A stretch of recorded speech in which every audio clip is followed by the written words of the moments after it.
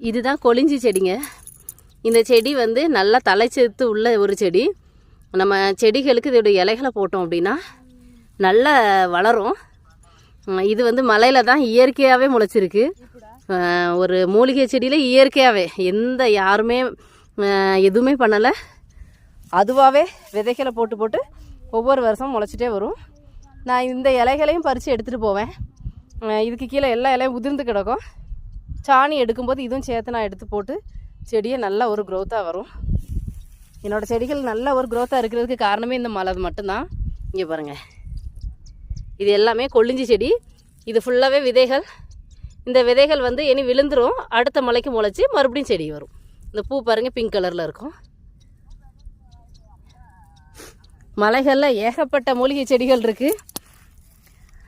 இதான் அந்த காய். நல்ல விதை வந்துருச்சா?